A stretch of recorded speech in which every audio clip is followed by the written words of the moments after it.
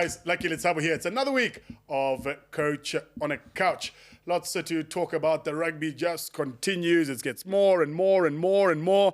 And then on the other hand, something really good to look forward to, the Olympic Games. T minus a couple of days. Donks will give us a little bit more detail on that. T minus a couple more days until Paris 2024. I'm just seeing on the social, so many athletes are going. Some are there already. Training camps that are happening. It looks like the guys are super serious this time around. The athletes that are going across there. So we really look forward to that, particularly as the domestic rugby season comes a little bit to a close, particularly with schoolboy-wise. So we just move it up a notch. Dongster? Lucky Hey, man. Luckster. Episode 8. Yes. We've made it. We've made it. Critical but stable. We're still standing. We're doing it again next week. So Well, we hope so. I'm very proud of you, by the way. You did a lovely job of commentating on the school sports this weekend. Oh, thank you. It was a bit of a... Which side of the fence do you stand on? You know, as people were saying, you're an old boy at Cares and you work at Jeppy. Where do your loyalties lie? You know, I had a simple answer there. I was just like, hey, guys, I'm a proud old boy this side. I know it pays my salary this side, so I'll just be double parked for the rest of the day. So that's pretty much how my afternoon went. But geez, what a game of rugby. Beautiful. As a Care supporter, I was looking for anything else to do but watch the game. So I started listening. And yeah, well done, bro. No, thanks. It was a capacity crowd that turned up there to 44 St. Patrick's Road to really watch some top-class rugby. The second fixture, of course, the return leg. Jeppy lost at home, 38-28 to Cares last time. So Jeppy getting one back, a 10-point difference again. And I mean, to see the number of Craven Week, Academy Week, Velpies players coming from a really successful winter break, and then to put on a display like that, rugby's in really good hands. The supporters came out. The field was completely packed. The stands were packed. Yeah, good luck getting an egg and bacon roll on that Saturday because no, it was just jam-packed, and it's good to see. You know, people are hungry, man. People are longing for some good schoolboy rugby, and when you put on fixtures like that week after week, it really does entice people to wasn't to a come good through. weekend to be a rib burger at Cares. No, definitely not. Definitely not. Whoever's got shares in Escort, payday came early on Saturday. Like, I've got a few things I want to talk about today, and I want to kick us off straight off into the golf. Another lekker golfing weekend. I don't have to say it again, but I will. I also played this weekend. And Any better? It's not moving forward, let's say that. Jeez. Okay, so you're paying a monthly subscription fees just to get a good workout. Well, I almost had to raise my bat. Let's just put it that way. Oh, okay. Jeez. Okay, so All right. the Open Yes. in Scotland. Uh-huh. Tristan Lawrence, a South African boykie. I have to talk about him first. I think him only. I mean, he ranked... He went in as a nobody, almost. 98th in the world. And after day 3, he was in second place. And at a point on day 4, on the final day, he was leading. He was in the mix. Yeah, he was tied for the lead. It was an unbelievable performance. But with that being said, Xander Schauffele came in and stole the show from everybody. There were a few oaks in the top there that it really could have done it. I never thought Xander would have done it, but he did, which is also his second major of the year and also his second major ever. So the man is firing hot right now. I'm sure he's a huge candidate for player of the year. But Tristan Lawrence finished 4th, and as a South African, Brilliant. kudos to him. Brilliant. Ranked 98th, huh? Still making more money than you and I ever will. I'd love to know the payout for 4th. Okay, I'll have a little look-see. I mean, I don't have to worry about that because even in my local league, 4th place was far away. And fourth place at your league is free parking for the rest of the week anyway. $836,000 for 4th place. Yeah? Dino, start hitting better shots so I can be your caddy and go along with you, man. You know how it goes. If you're hitting a good driver, then your irons don't work. You can be nailing all your putts, but then your chipping doesn't work. These guys, to keep it all together. And Lucky, I was sweating to come in the top 6. Imagine doing it for $800,000. No, okay, just stay here, Donks. Just stay for here. All right. So that was a golf. That was the golf. Very exciting. As well as the rugby being super exciting. The Curry Cup was... The level of rugby in the Curry Cup is just so fun. Hey, Mzegarizer, the Lions at Rugby Company. Mzeke. Listen, it's amazing what happens when you sit on this couch here. Next thing. He's undefeated. Just W's everywhere. Coaches, listen, he's undefeated. Undefeated. Yeah. Since being on our couch. Adam van Harte came to sit here. It's just that pedal is moving faster than ever before. You know?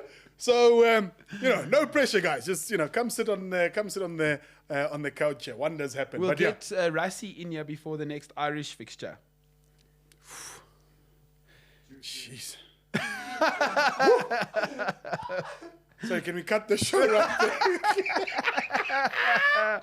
No, but seriously, Lions beating Griquas 25-13, still undefeated. Was lovely at the park on a Friday. Yes, so I had a few friends that went through to the fixture and they were actually raving about how nice it was to be at Ellis Park again. And I know Ellis Park has got its name and whatever goes along with that, but the boys that were actually there are saying they loved it. My mother had a great time. She came home with a photo of her and the lion mascot. So, I mean, As one does. just a lovely day out for them. Griquas Bulls. Bulls Cheetahs. 25-13 to the Bulls. Griffins, Western Province, hiding. Yeah. 15-64 to Western Province. Move that right along. And then a little spicy one. The Sharks played the Pumas at home, and the Pumas took the W, 31-21. Yeah, not a very good time in the camp at the moment for the Sharks. They're up in Joburg this weekend. Well, that's going to be fun. Yeah. Listen, after the reviews I heard of Ellis Park, I think maybe I might have to pull in there. Maybe, yeah. See what the rib burger's all about that side. Yeah. Oh, just rib burgers, huh? Okay, yeah. So that was the Ruggers. And from an international front, a really good weekend for World Rugby, I think.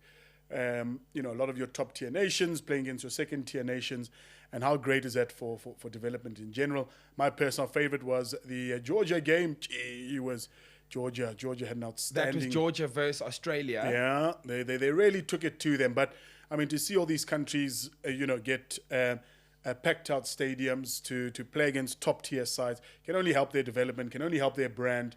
And it's just great for the game. It's lovely. It legitimizes rugby for these countries. A country like Georgia, they have a rugby team, but when their rugby team plays against a team like Australia, all of a sudden now it's a legit sport. You have Portuguese playing against the South Africans. All of a sudden, it's a legit sport again. Yeah, and I mean, we come back home to the South Africa-Portugal result. Salman Marat on debut as a Springbok captain, number 66. 7 Springbok debuts, and they all did wonderfully. Sasha Fanben Gomezulu, we can't stop speaking about that guy. He's just playing some phenomenal rugby. Beware those that are in front of him. And, just Portugal, to see the support that they had here, and not just from Nando's,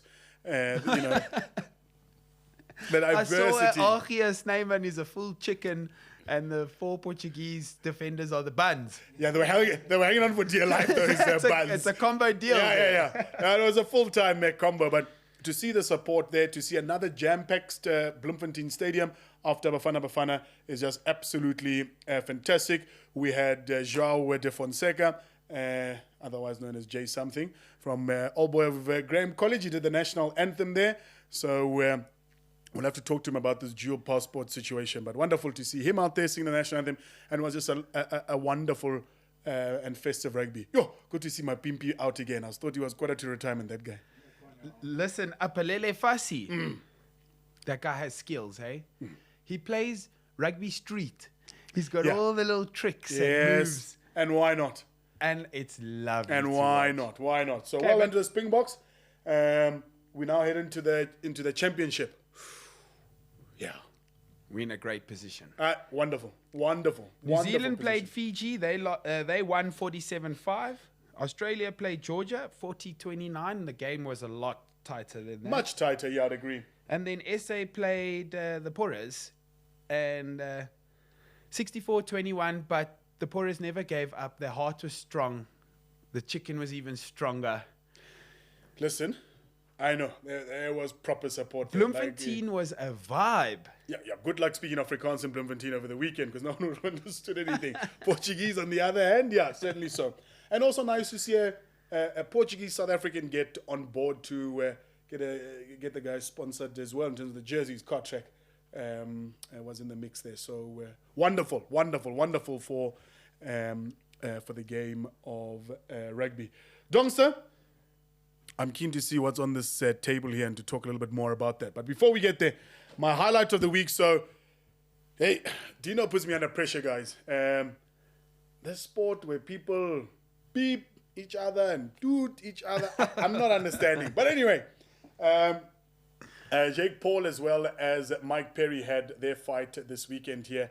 And let's say for a guy that's got a lot of talk, he certainly does back it up. So let's have a look-see at Jake Paul and Mike Perry over the weekend. Destroying the king of violence. Mike Perry is the champion of the bare knuckle FC. Yeah, he looks like he got a couple of bare knuckles himself in this fight here.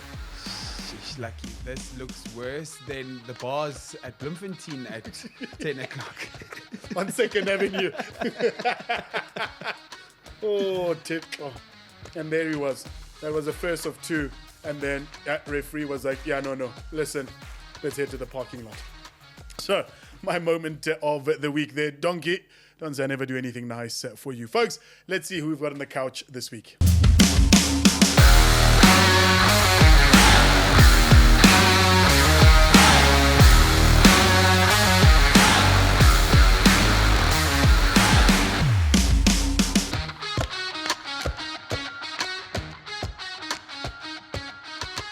Need a bigger couch. Yeah, no, just slipped in there. Dane? How are you? Lekker, man. Yeah, good. I saw you having a lekker chuckle behind the back there. I take it you got some Portuguese mates as well. That a few of them that are a bit upset about the Portuguese roll jokes, you know. So Dino, stop that with immediate effect. Stop that. But we'll talk a little bit more about that. Dane, please, before we get going, why don't you look into that camera, give us your name, your surname, your nickname, your claim to fame, and your reason to get up on a Monday. Perfect. I'm Dane Groenewald. Nickname's Danger. My wife calls me another one that I can't repeat. Claim to fame, just getting quite involved in powerlifting in South Africa over the last couple of months. Reason to get up in the morning, I would say squat day, but it's probably to take my son to school on time. So that's at the moment, yeah. So it's a recurring theme, this taking kids to school on a Monday. And you and I've got no experience. It's a full-time job, it seems. Yeah, if ever there was a reason... not to have a little one just yet. You enjoy your Monday morning. Yeah. Keep your Monday to yourself. Dane, thanks very much for joining us here on the couch. Old Parktown boy here. That's Finished correct. 2009. Played some first-team ruggers out there. Yeah. I see you guys had your doubleheader this weekend as well. The return leg of Northcliffe and Victorious. Thank goodness. I want to say thank goodness to that one. Yeah, because the first game wasn't so bright. Huh? No, it wasn't so beautiful, but the boys pulled it back on that second leg, which is great. Yeah, no need to pull any emergency old boys meeting quite yet. But yeah, lovely to see the guys at Parktown over the weekend versus Northcliffe. Lovely win for them. And then you've got a big derby again this weekend. You're crossing Kensington. That's correct. Meeting the boys from Jeppe. I think it's going to be a tough one, if I'm being honest. Let's hope the guys get stuck in. Let's hope the guys get stuck in. That's what we can ask for, I suppose. Get stuck in this week. So, Dane, you've come onto our couch. You've bought some, actually it's in Parktown colours, Dong, some red and black equipment here. Dane, you've started literally in the last year or so starting to train professionally to be a power lifter. How and why? Yeah, so professional, probably a bit of a long stretch at that, to be quite honest with you. How do I get in there? Yeah. So basically, just after school, like most of us, get stuck into the gym. Went to go join a CrossFit gym because I thought that would be cool. That was all the hype a couple of years ago. Realized that I hate running and anything cardio-based. And one of the guys said, listen, why don't you try this powerlifting thing that we're busy doing, consisting of a squat, a bench press, and a deadlift. And I was like, well, that's actually, there's no running involved. That's for me. So I tried that. That was 2021, entered like a small little club competition, kind of went dormant on it for a while, and then decided that I can't just go to gym every day and do nothing. I can't be a bodybuilder because I don't like to diet that much. So I thought, Okay, there goes my dieting question. Part of the interview. Let me just put an X there. Yeah. Yeah, so kind of started about 18 months ago. Entered my first, or got to my first competition, which was Gauteng Champs, beginning of this year. And yeah, I've just kind of snowballing from there to enjoying it. I love the way Dane says, the craze after school was everybody going into the gym. I clearly missed that boat immediately after school. I love the part no running, but the knees were still strong enough to pick up some heavy weights, which is a great thing. So, tell us about the world of powerlifting. You said you got into your first competition a little bit earlier this year, which was the Gauteng Champs. Yeah. How does one enter into that? Is there a certain category? Is it just, hey, I think I'm ready for it? Do I have to get to a certain level? Explain that to us a little bit. So that's one of the things that I enjoyed quite about the sport is that there's no real level you have to meet. Right. Everyone's got their own goals. Obviously, being my first comp, I got to meet a couple of the guys that their goal was just about making it there. Competing, get on the platform, seeing what it's all about. For myself, I'm one of those guys that if I'm going to do something, I kind of want to be as to the best of it, Like we all had that dream of we want to be Springboks, even though that wasn't going to work out for all of us. Dom still has that dream. Yeah. But, so just kind of getting involved in it. I got myself a coach. I did a bit of research on it. There's a couple of leagues that you can join. The one that I'm part of is called the RPF League, which is the International Federation. So it's run the same all over the world. So tested federation, keeping it clean, very strict on what supplements you can use, all about nutrition over any sports enhancement to get to the level. And so I kind of just got to that. My main goal going into Gauteng Champs was wanted to qualify for SA. So that's kind of where we got going to that. So Dane, there would be divisions to this weightlifting. Yeah, so that's quite a cool thing. So obviously it's a male and female sport. Some of those ladies are actually probably a lot stronger than I am.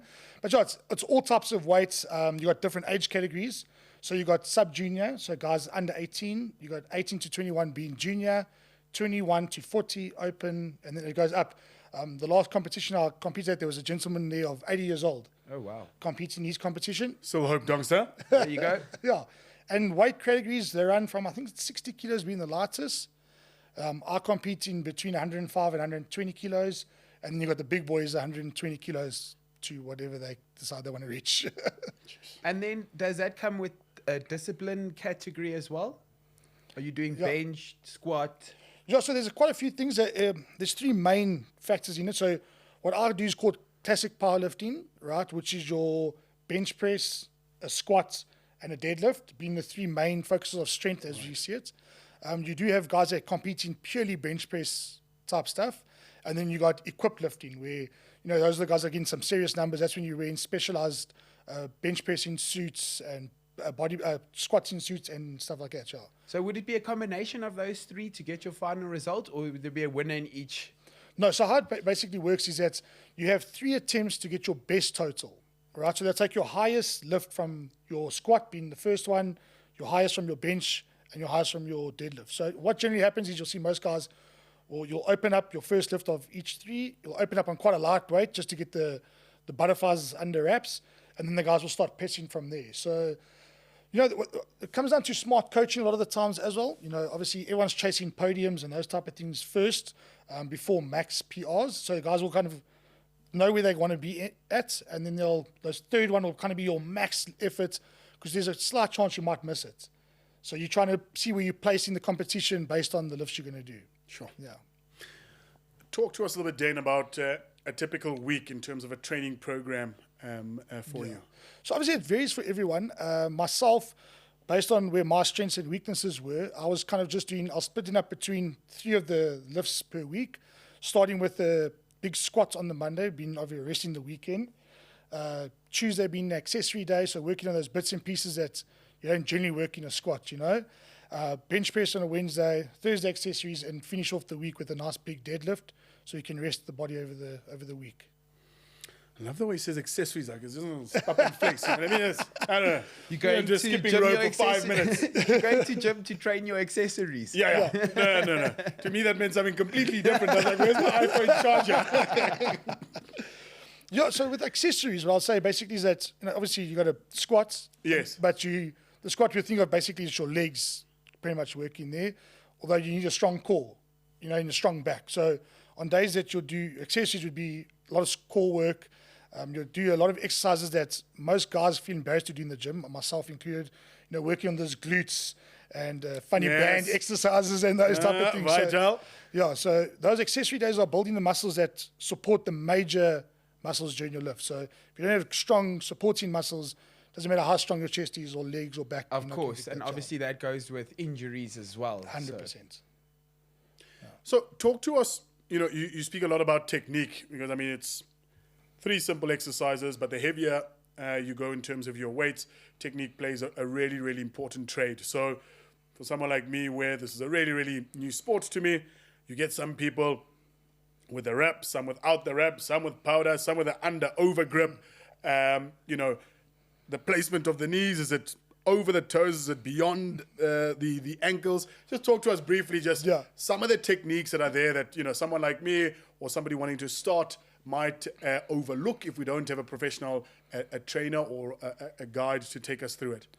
Yeah, perfect. So it's all varies. Obviously, in the RPF rule books, there's a kind of like a guideline of what's allowed, what's not allowed. That's mostly to do with equipment that you use. But in terms of like a squat, the main thing is you can position yourself pretty much however you want because we're all built differently. My book gets in the way quite a bit, so my bend, I can't. Stomach in, chest out. Kind of, that's the way, yeah. So, you can lift your leg as long as you break in 90. So basically, when you're getting judged, you got someone else standing in front of you. You got 2 refs on either side of you, right? And they're making sure that you're going down, breaking the 90 on both sides of the leg, and that you're coming up, making sure you lock out before you start. So basically, your knees and as far back as they will possibly go, and when you get up, locking out as well to get a good lift. So they do that on the squats. Bench press is a little bit more technical. It's one of the things I've actually battled with, and that's why I got a coach in to help with. When you do a bench press at school or in the gym, it's kind of, it's for the boys. Just go red face. Every day is bench day. Yeah. That's it, bench and bars. So with the bench press, it's what you do is your feet have to be flat on the ground. Your bum can't come off the bench. You can see a lot of people. Yes. So you used to see those crazy arches back in the day. That's now gone. So you have to break 90 degrees with your elbows. When you take it off the rack or the bench press rack, the ref will tell you a signal to start pressing. You then take it down. You have to stop the bar on your chest. As to touch and stop dead. And then the ref will give you the signal to press up again. Oh, wow. And that's to stop the guys from bouncing it. Because that's what they do. Yes. Yeah. Well, that's what I do. So now you minus that, you go from 100 to 40 now. So I want to talk about the numbers, but hey. Yeah, that's quite a strict one. That plays a big press in a lot of the guys is that stop at the bottom.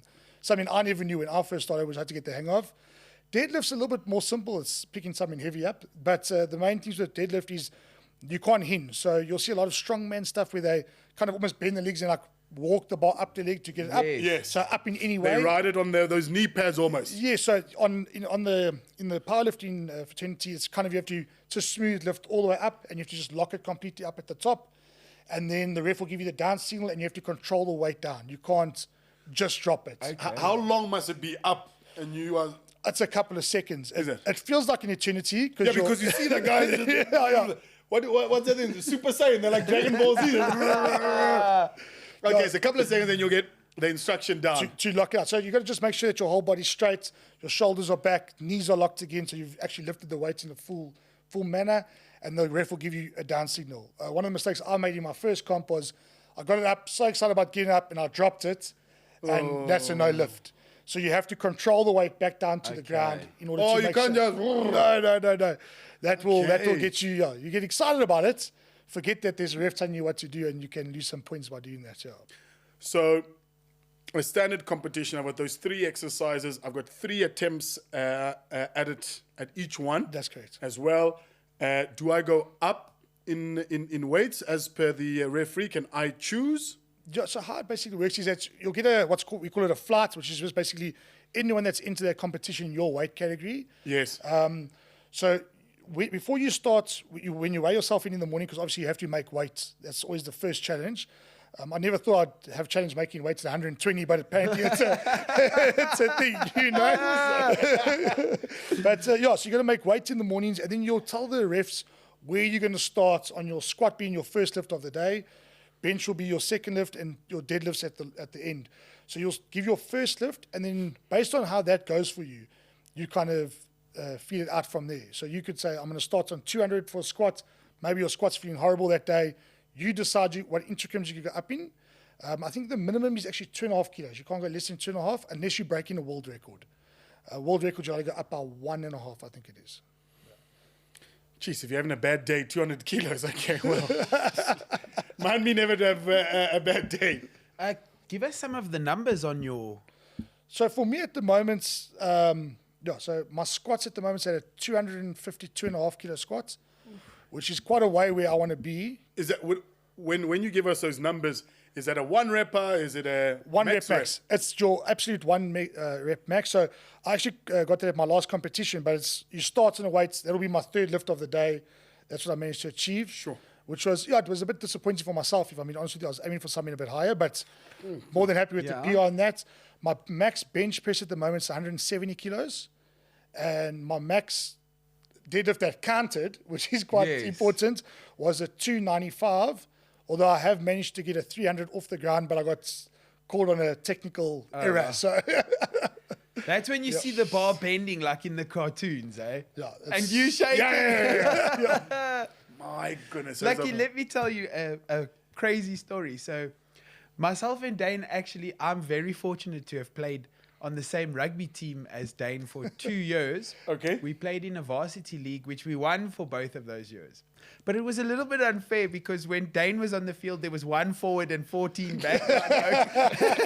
And we could just all run around in the back and let Dane do all the scrubbing and racking. But from the earliest days, your strength has been above and beyond the regular guy. And that's from me watching it next to you, playing rugby with you. And it's so crazy how now that rugby's out of the equation, you fell into another sport. And it's almost like that sport called you, you know? It's like it was meant for you. You were a strong lad from beginning days. When you find a strong guy in rugby, you must understand that guy is going to be very strong. And is that bully strength? Because, I mean, we never had, training regimes and what. You came with bully strength. I don't think we lost the scrum in 2 years. We won the trophy on the trot. It was a lot of fun. But what I'm saying is the calling to weightlifting for you, it might have happened naturally for yourself. But me watching it, it was like it was destined to be. No, it's such a funny thing because it's something that I never really knew about. You've seen it on Instagram and those type of things, some of the crazy lifts that the guys are doing. But I never knew where to even start it, where to go for it. Being from the south of Joburg, there's very little. There's boxing gyms, but there's not much else. Is that indoors or outdoors? But yeah, it's such a cool sport to be involved in. Like I said, I don't like running anymore. But it's something to put your head around, keeps the focus. And I think it's something that what's quite nice is that I started doing it, to be honest with you, in my normal local gym. I can train everything I need to do at a local gym, so it's quite easy to get involved in. And only now where I'm chasing, like my goals have really changed in terms of what I want to achieve with it.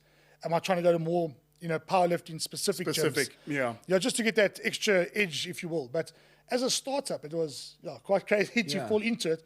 I think there's a couple of guys in that rugby team that could have actually can get them across to do powerlifting.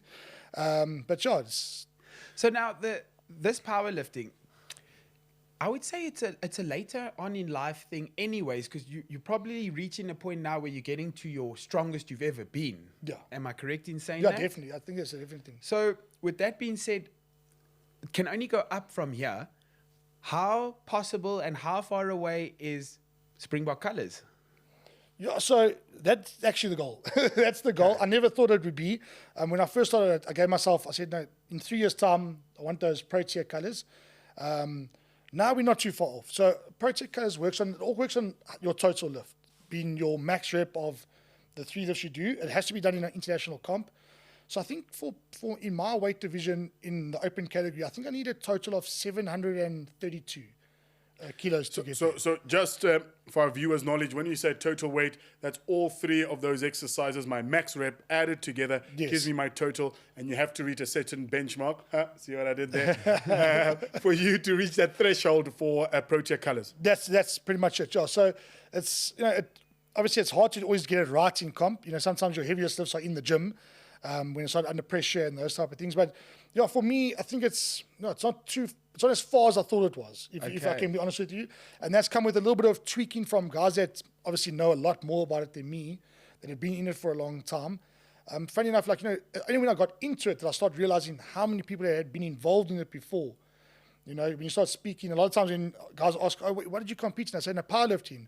"Oh, is that the one where you have to snatch?" And I'm like, "No, guys, that's Olympic weightlifting. You know, I can't do that. That's too technical for me." So it's very close. So I need a 270. I think it's 232.5 kilo total to get there. So that's my goal for the next comp that's coming up. Yeah. You got a couple of competitions coming up, Dane. There's the championship in Malta, the Commonwealth at Sun City, that's here at home in October. There's also the Africa Championships in October and the Open as well, November in Iceland. So each one of those, if you had a really good day in the office, is that an opportunity for you then to achieve those desired totals? So the one in Malta is actually not for myself. It's just one of the ones I wanted to bring light to. That's actually junior and sub-juniors. So guys under 21 that are traveling to Malta to compete in that international comp.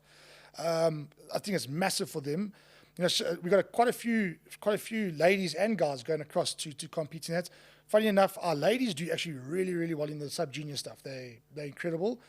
So that's quite cool. They'll be able to, if they compete there and get their totals, they'll be able to get their colours. Commonwealth, quite a nice big one, happens every 2 years. That's in Sun City this year. Unfortunately, I won't be competing at that. I had to take a bit of a gap from the team with baby number 2 arriving. So wife said, "No, you're not going to Sun City for..." No debates there. No, I lost that one strongly. So my next one will be African Champs, which will be held in Potchefstroom. Again, most of our comps are held there. Okay. So that one, if I get my total there, I'll be able to qualify for my SA colours. I love the fact that you speak about women involved in this sport as well as the juniors that are involved there. You said when you started it was just almost by mistake thing. The CrossFit thing didn't do too well for your knees and you almost fell into it by mistake. I'd like to think now it's a little bit more spoken about, it's a little bit more popular. Are you seeing those youngsters coming through in terms of wanting to try out powerlifting? Is it a thing that's, no, not quite yet for me, where you're seeing parents just avoiding the sport at all? What's your experience in terms of youngsters coming through? Yeah, so I think, it's still, in my circles at least, it's still relatively unknown unless I'm speaking about it at every brow. But I think what's happening now is a lot of the guys are, there's only so many guys that can play first team in a rugby team or in the netball team or whatever the case may be. And not all of us are gifted, sprinters or swimmers or whatever the case may be. And I think this is something that's quite nice for guys that are focused on gym. Whether we've got some young ladies are coming through and young gentlemen that are maybe a little bit more shy, don't interact so well with others.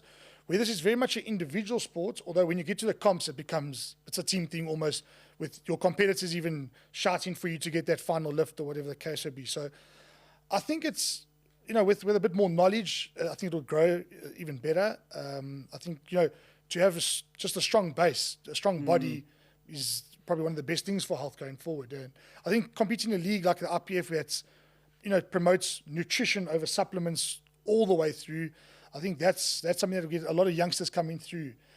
Guys that, maybe, like I said, can't make that first team rugby, but have a keen interest in the gym and being strong and all those type of things. So I think it'll come through quite nicely with the youngsters.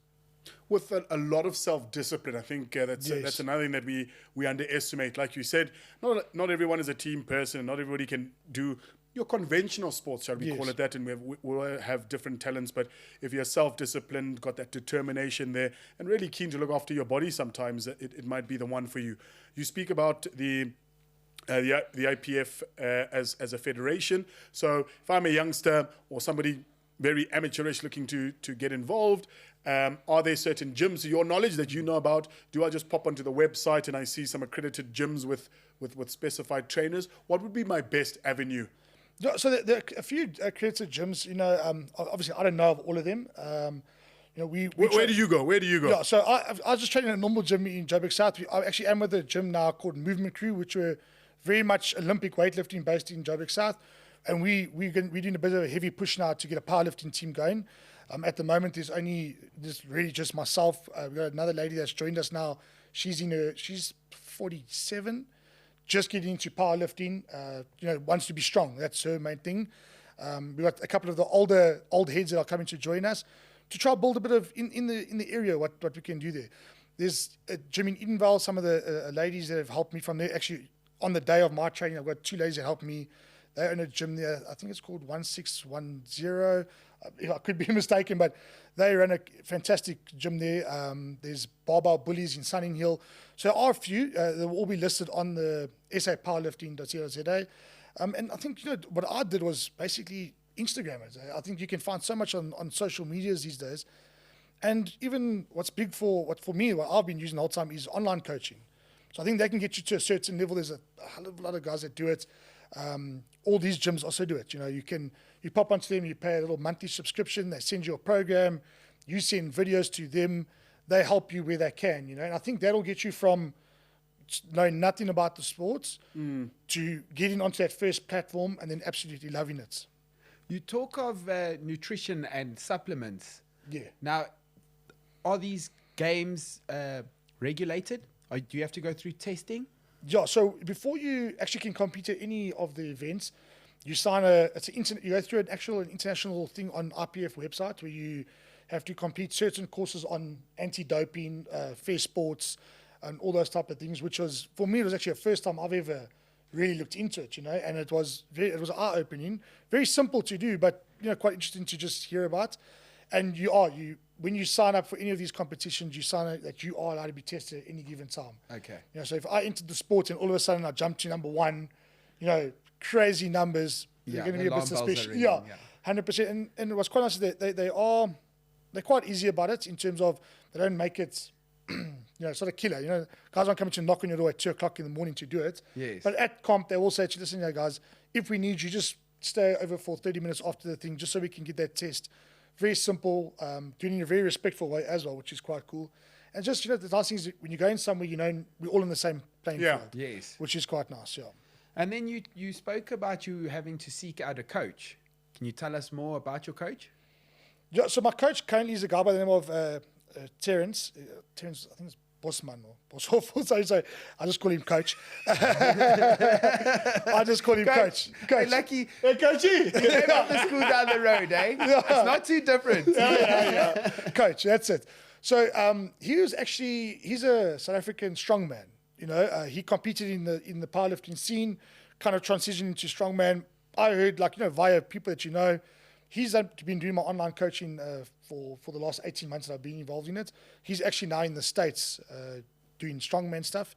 And still, with him being involved in Texas, I think it is, we still, we chat every day, my programming, videos, those type of things. And it's made it quite easy for myself. And then obviously going from competition to competition, I've met a lot of other individuals that are in the sport, and they help. Everyone's they just want to see you do better. From you guy that you're actually competing with for those places, he's like, "Dad, my coach saw you.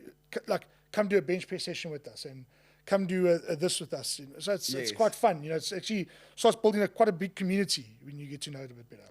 Talking about supplements and the sport, Dane brought us something, and I've kept it a bit of a secret, but now I'm going to hand it over to Lucky and let him figure it out for us. What? So what is this, Dane? So this is something I think we've all seen on Instagram, smelling salts. I haven't seen it.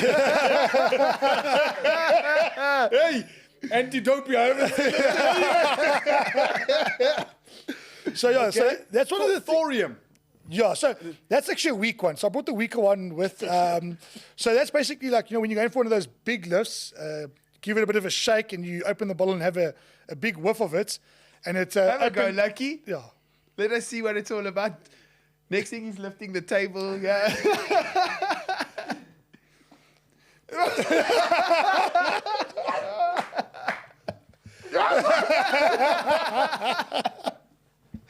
My lords, my ancestors are speaking to me now. Okay, all right. Apart from seeing the Powerball numbers, what else does this thing do? Technically, I can't actually tell you what it does. I saw guys doing it at the last SA Champs, and I was like, I got to try this.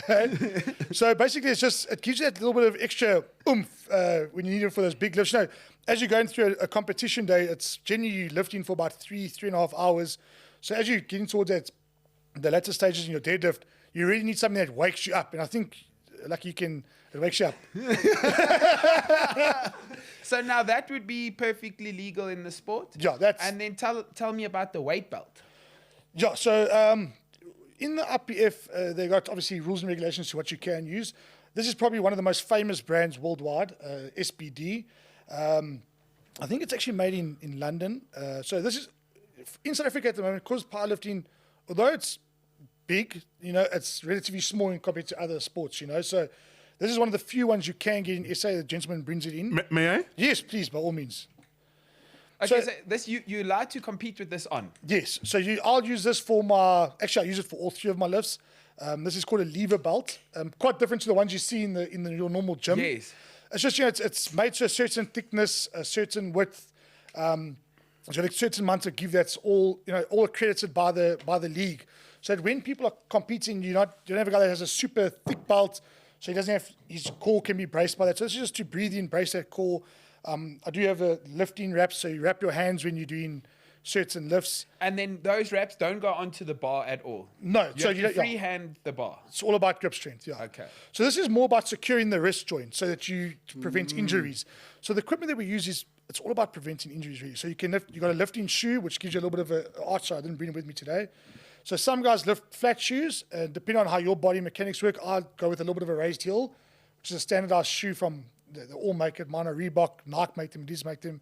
The lifts, you get certain lengths that are allowed. That's just I use them for squats as well because sometimes my mobility can't get too far behind, so the wrists take a bit of a pounding. We wear singlet, which is the most horrible designed sporting uniform I've ever seen in my whole life. What's that? Is that the main suit? costume? Yeah. It's horrific, eh? But you Hulk got Hogan vibes. Yeah, pretty much. You got that, and then that's pretty much the equipment you can use. They're different brands, but they all have to be accredited by the league. Okay. So before every competition, you got to take all your equipment down. The refs inspect all your equipment to make sure no funny business, and then obviously. So is this belt for safety, or are you using it to help your lift? So it's a bit of both, to be honest with you. You'll see most guys will use it for your squats and your deadlift because on the squat just helps you brace that core a little bit extra. So you breathe into it. You want to make a big bubble. The diaphragm. So you squeeze that core. So obviously you're making a stronger chunk as possible. That's mostly for that. Safety wise, it does stop you from injury. It really does. It has to help. Like I said, the wrist wraps that's a massive one for injury on the wrists. You can lift with knee sleeves. So it's just a kind of almost like a wetsuit material, if you will. Yes. That goes over the knees. That's to keep the knee joints in place. Obviously, your joints are the things that go first. So that's just I think if you're using the right equipment and you use it all the time, I was one of those guys that when I first started, I was like, I'm not going to use a belt until on competition day because it's going to make me tougher. Yeah. And then I just realized I was injuring myself more. Okay. Yeah. So it was the coach like, don't be a chop. Like you bought it for a reason. Train with it so when you're on the platform, you're comfortable with it. And it's all about that, just safety and trying to get the best out of the human body, I suppose. That's the main way of putting it. I love the fact that you mention safety first, which is always a concern for parents, guardians. And I want you to just advise parents and or guardians if they've got a youngster that wants to get into powerlifting and the old age parental, no, don't do that. Lifting heavy weights is not good for you and your development, and you're going to turn into this angry oak that wants to go into dodgy places and tell people who you really are, not via your mouth. That happens first, and then you get into. Then you get into it. Okay, when you decide that's not the route to go. But yeah, just somebody trying to get in there, and just parents just a little bit, cautious about getting into the sport. What would you say to those parents, guardians, in terms of why this sport could be something not only from a self-discipline point of view, from a getting healthier, getting fitter point of view, and might even lead to some wonderful competition, like you say? Yeah, so for me, obviously, like you said, the main thing for me is the discipline. It's not something that you're just going to go, do it once or twice a week and actually achieve much, to be honest with you. It's that, like I said, it took me, I think, 18 months to get really into it. That's after I've been training for years and years on end to actually compete. I think number one thing, the discipline. So it's giving you that something that you have to go do every day to achieve your goal. Whether your goal is just getting on that platform, whether your goal's reaching the absolute top of the sport, it's that discipline factor that's the number one for me. One thing I like about it as well, it makes you very conscious of your body, what it's capable of, understanding that, you get to a competition meet and there's a guy that wins lift of the competition, and the guy literally takes me up to here, weighs about 70 kilos, but based on his body to what he lifts ratio, he's the strongest guy at the comp. Yes. So I think it's one of those things that's inclusive of all body types. Doesn't matter where you fit into that spectrum. And it makes you, a lot of guys, I think these days, it's quite a big thing. People want to look a certain way, or only this person's Look body's good, right. feel Yeah, good. 100%. So if you're conscious about your body and what your body can achieve, it's powerful, makes you feel powerful. So that's one of the big things. In terms of safety, in terms of worries for parents, I think the number one thing is, I think gym's a fantastic thing for any age. At some point you're going to get into it, and I'll say rather get into it correctly.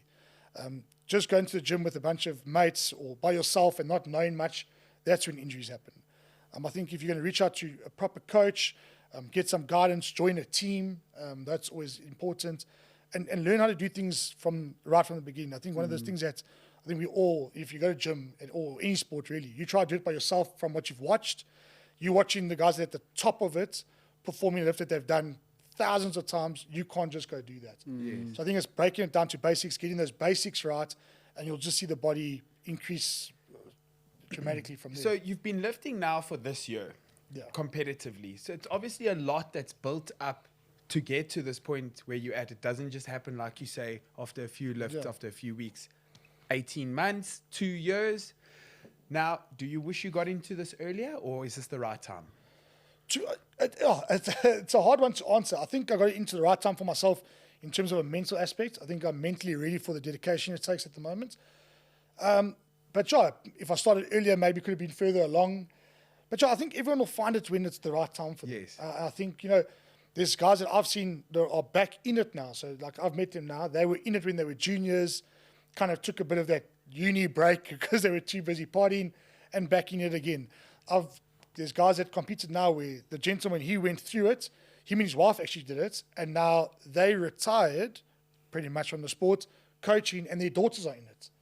So it's quite a nice one of those things where, I think it finds you at the right time. Depends on how your body holds out to it, I suppose, as well, But it's something that I can see myself doing for a long time, if I'm being honest with you.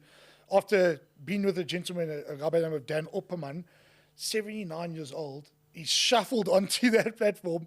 We had to help him onto the platform, and then he goes and squats to 170 kilos.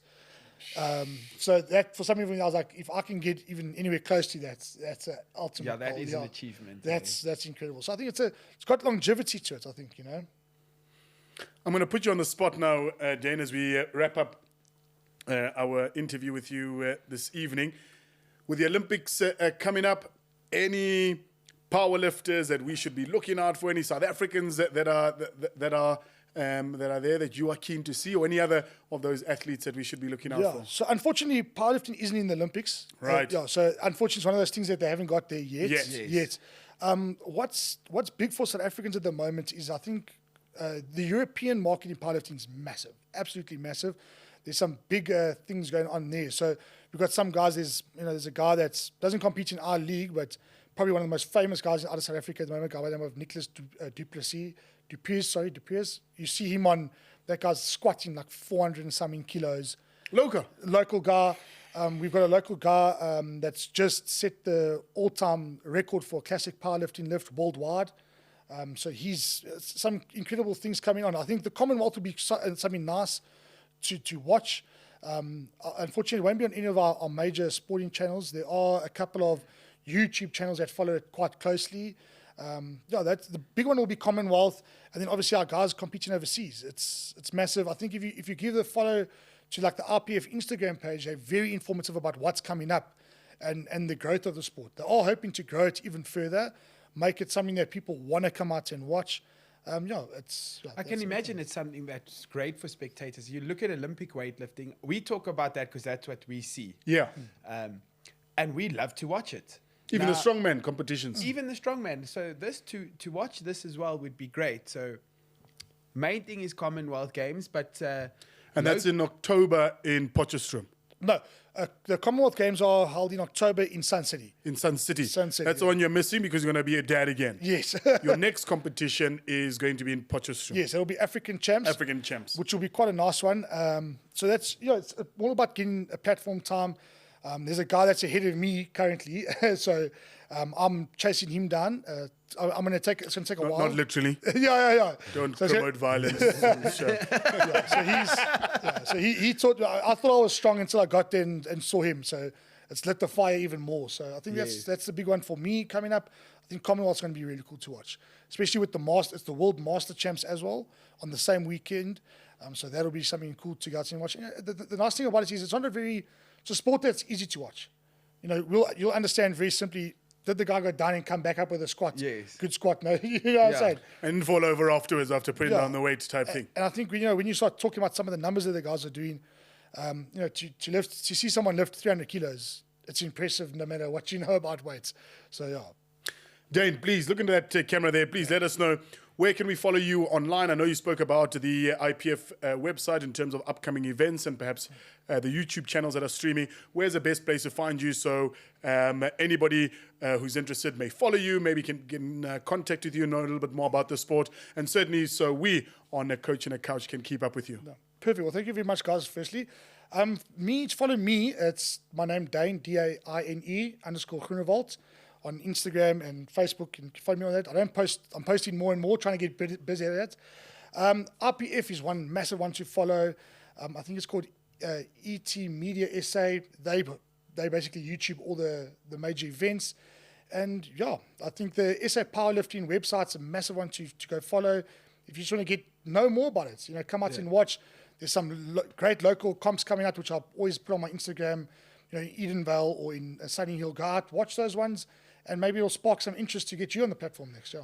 Well, just from my side, I want to say thanks for reigniting the fire for bullies like us. I mean, you've reached this age and you've become an athlete. Yeah, for the first time. And I mean, you're a beginner athlete still. Yeah. I mean, we've got the whole road ahead. So you're a great inspiration to guys like us. And I wish you all the best, bro. Thanks for that. Dane, absolute pleasure having you here. It's wonderful to learn the ins and outs of a sport like Dino says that we see on TV. We think it's quite simple, but so much goes in behind that. So wish you all the best. One, for being another dad a little bit later on this year, and certainly for your competition. We'll look forward to seeing you online. And good luck for that journey. Hopefully that Protea blazer is not as far as you think it might be. Wish you really all the best, and good luck with your training as well. Dongster, long week to look forward to. What's coming up this week? We got the Olympics starting this week. And on Wednesday, we have 2 fixtures for the men's sevens. Sevens, they kick off almost immediately. Straight into it. Let's go. Gee, so they get us going. So Olympics probably going to take a majority of our time over the next month. Yeah, leading into Women's Month as well. Lots. Very exciting. Lots to do. Gives us a bit of a break as well for the Springboks. Saturdays. The quantity over quality that's been taken in on Saturdays, at least we can calm down now. The gout has been warming up in the ankles at the various bras, so at least I can take a bit of a break. But have a good week, Dongs. I love the fact that you say that Dane is inspiring you to become an athlete, but there you are on the golf course every Wednesday. But I see you don't count that as a sport, so... And now you call yourself a bully as well. So all happening there. Oh. Folks, you